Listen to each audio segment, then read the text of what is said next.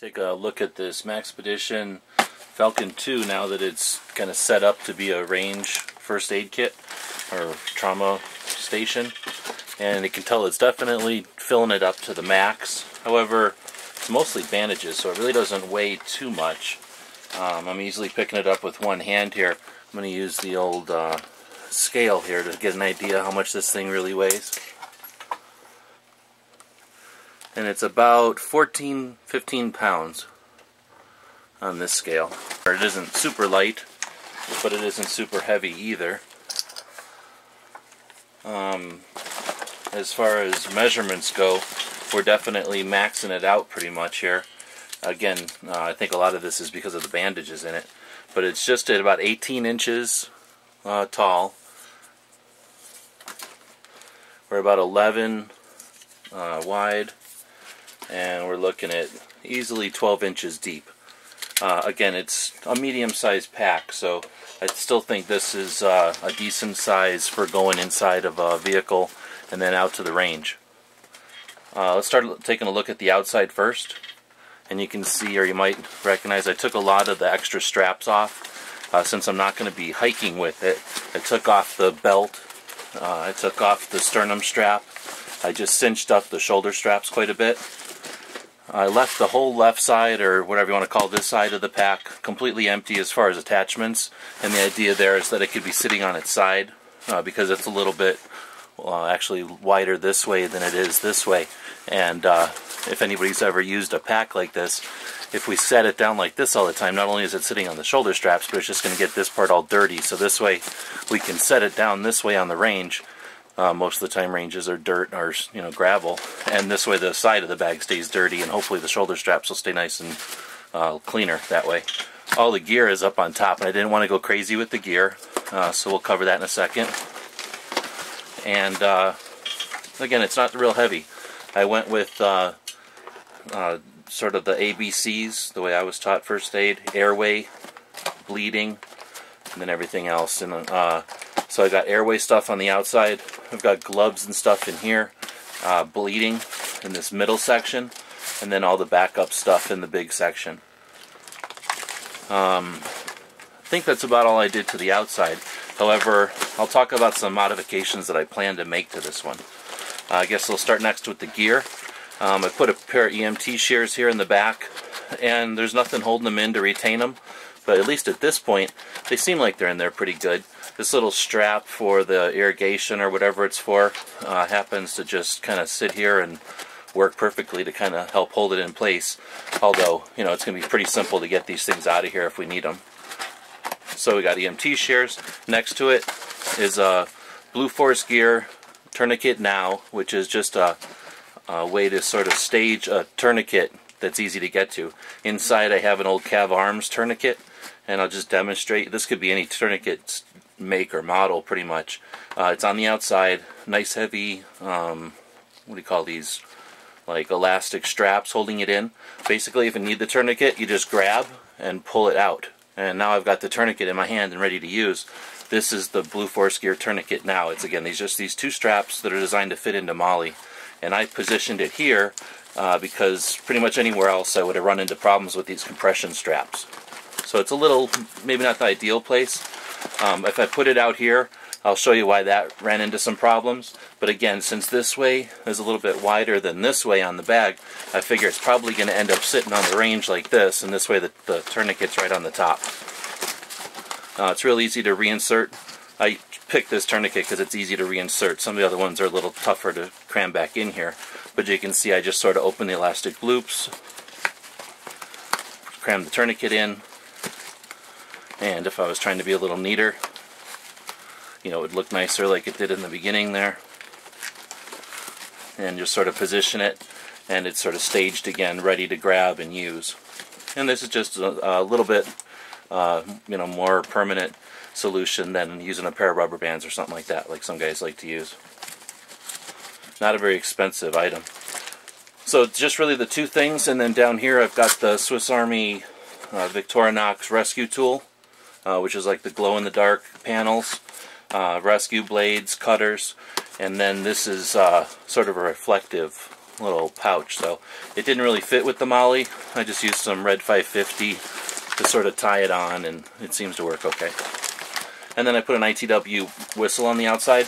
The Maxpedition grid for their PALS webbing is pretty decent, but the sides are just a hair short of being an inch, and it makes it actually perfect for something like this whistle where it's in there pretty sturdy because it's like custom fit for the whistle. And then the last thing on top is I have an ITW carabiner, and I might add a couple more of these. Just as we start to use the bag, I'll see if they're necessary or not. So now let's take a look at the pockets themselves. As I mentioned, I wanted it to be sort of fast to grab for airway bleeding, the two big issues that we might have at the range. So in this first pocket is airway. I've got some oral and nasal airways and a CPR mask. I also, in this pouch, since it's kind of designed for an admin stuff, I have a Write in the Rain notebook sort of tied to a Write in the Rain pen, or a Fisher Space pen, so you know, no matter what conditions I can write notes or whatever if necessary. And it's probably a good idea to record things when you're dealing with a first aid situation. Now I mentioned a couple of modifications. What I think I'm going to modify is to sew a tab onto here that hangs out and probably in a white color, and it's going to say airway, or somehow signify that this is for breathing. This top pouch has just one zipper pull, so it wasn't fast action enough. So if I'm going to do any kind of modifications, I might put another zipper pull on so I can get to this bag a little bit, or this pouch a little bit quicker. But this pouch was a good size for what I figured would be gloves. So I have a couple of loose gloves in here, paired up like this, where they're folded in on each other so that I can pick up one thing and it's two gloves and it's ready to go. It also is wrapped with the outside of, I'm sure this isn't rocket science, but the outside of the glove, excuse me, the inside of the glove is on the outside, so if it gets dirty or whatever, you've now got clean glove, you know, for the patient or for whoever you're working on. And then the other gloves, since you know you're going to pull your first gloves quick, and I'll have a couple of them in here loose, but then for subsequent changes of gloves, I just vacuum seal them and kind of melt the bags down a little bit smaller, and this way I can have multiple pairs of gloves in here, but they can stay more sanitary if the bag was to get, you know, out in the rain or in the mud or something. Got some hand sanitizer in here, and then this Band-Aid antibiotic wash, which is great for like irrigating wounds and washing hands and whatnot, and nothing else in here. Just wanted it to be basically hands and sanitation. So next up is going to be the bleeding pouch. And again, for a modification, I'm probably going to have to stage it like this with the zippers to the sides. It makes it fairly easy to open if they're positioned right. But I might do something to make this a little bit easier to get into. But for bleeding, I'm going to have to open the compression straps. And again, this is probably something that'll need to be staged if we're seriously concerned about getting into here fast. But once the sides are open, you have quick access, and we've got, you know, bandages. So 4 and a 6-inch emergency bandage, the abdominal emergency bandage, another military style that I have vacuum sealed, and these are basically fit into these organizational pockets that Maxpedition has on this pouch.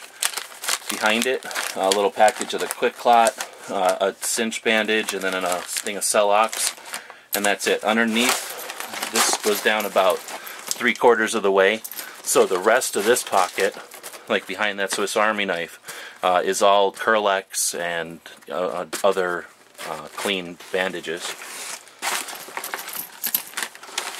Now, if it's something less traumatic, where you don't have to go straight to tourniquet or bandages, for other type of first aid stuff, we can go inside. Now this pocket, or this main compartment, opens all the way on both sides. So it's going to open completely for us and make it real easy to deal with. On the top, I just have an inexpensive stethoscope. Having a stethoscope isn't a necessity, but if you know how to use it, you might as well have one available. Inside the bag, I've just got a couple of sub bags. One is 2 individual first aid kits. These are from the AMP3, so I've done reviews on these recently, and this works perfect as a little sub bag in here. I've got their IFK, their individual first aid kit, still sealed, and that's a well thought out and prepared kit, and then I have sort of my travel version of that, which is very similar, but this is more of, let's call it a boo-boo kit, comfort stuff, heartburn pills and headache pills, and basically it's a little bit easier to open and close than this sealed pack, and I'm going to keep this one sealed for a real emergency. This is for those comfort emergencies or comfort situations. But still, again, if you're opening this in the rain or under duress or something, kept this all compartmentalized. So we've got that compartment. This next one is more bandages, and these are basically specialized bandages. A couple more backup gloves, a Z-pack, but a burn pack. This is basically a bandage that's in a gel. I guess I can't imagine soaking a bunch of bandages in water and then sealing them in a package like this. Can imagine how refreshing that would be on a burn. And I wanted to keep this a little bit more protected than those outside pockets. And it's not something we need as often, and it's an expensive one, so keep it protected in there. And this is a trick I learned a long time ago, but keeping this is basically a baby kit, a kit you would have on an ambulance to help deliver a baby. And it's got a lot of the stuff, you can see the contents of it there, a lot of the stuff you would think you might need. Actually, just the squeezy for the the baby's nose is about the only thing that doesn't apply to an emergency. All the rest of this is good blood stopping stuff, and this is a fairly inexpensive kit. So again, it works fine in here. It's also good for maybe an abdominal wound where you're going to have a lot of blood and a lot of mess. But anyway, getting a little bit less morbid. A couple of rolls of toilet paper, vacuum sealed, that lays flat on the bottom of the bag. Kind of a comfort thing, but who knows, it's always a good idea to have some backup. We've got OtterBox with, I'm going to call this a little survival kit type thing. Yeah, I didn't go overboard in it, but the theory is if for some reason we're out shooting in a remote location and we're not going to be able to move somebody, it's sort of comfort stuff to keep them warm, basically. This is a little, almost a survival kit with a sewing kit and then some tinder, some of that Adventure Medical type of tinder. We've got some mints that are energy mints, so they've got caffeine in them.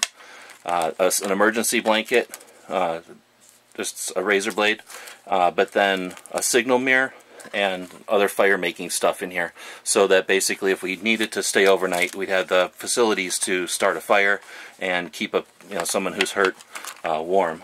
And that actually needs to really be set well in order to fit in there, but it's a hard case, and then that way don't get into there too often. You can see what's in it without having to open it, and it can just kind of be in the bag here. Lastly, another item is just an inexpensive surgical kit. You can get these at gun shows or online. I've supplemented it a little bit with some long cotton swabs, which I found real useful, and then some extra sutures, a hypodermic needle, some extra wipes and things. So I just kind of souped up this kit. And mostly, it's not like I expect to perform surgery, but if you've got to remove a splinter, jacketed fragment off a bullet or something, you just need to pick it out from underneath the skin, you've got some tools that'll facilitate that. And again, it's easy enough to store this in the main pouch like this. Then in a real heavy plastic bag, another scarf, and this one's white, used as a sling to help splint someone. Just lots of uses for an inexpensive but fairly strong cotton scarf. And then last up, well, almost last up here, one of these inexpensive blue tarps, for painting or covering a pickup truck or something, and just, brand new, folded up. Again, fits well in the bottom here. And lots of times you're out at a range and accidents are going to happen, when you're not expecting them. So, rain, mud, dirt and stuff. This gives you the ability to create a clean area to work on someone, or someone dry in a wet environment. Lastly, just a blood pressure cuff, to work in conjunction with the stethoscope. All that fits in here real well. Most of it is just bandage or, material, so it doesn't weigh a heck of a lot. There's not a lot of tools in here. Lastly, this has a bladder compartment for a water bladder, but you could also put like a CCW pistol in here. The only thing I have in here is a length of this heavy red strap, which is, again, to facilitate if you had to possibly move someone who's got an injury. Alright, so that all fit in the pack, 15 pounds, and kind of what I have. So I could think of a couple of things for breathing that I'm still going to add to it. Potentially something for a chest problem, that I might add here now that I've got a nice flat area to put one of those chest seals. And I'll watch the comments, so anybody who's got any ideas about what we might want to add to this without getting it to go overboard, feel free to comment. If you think something in here is too redundant or not necessary, let us know. But again, this is my attempt here at a range trauma kit. Thanks for watching.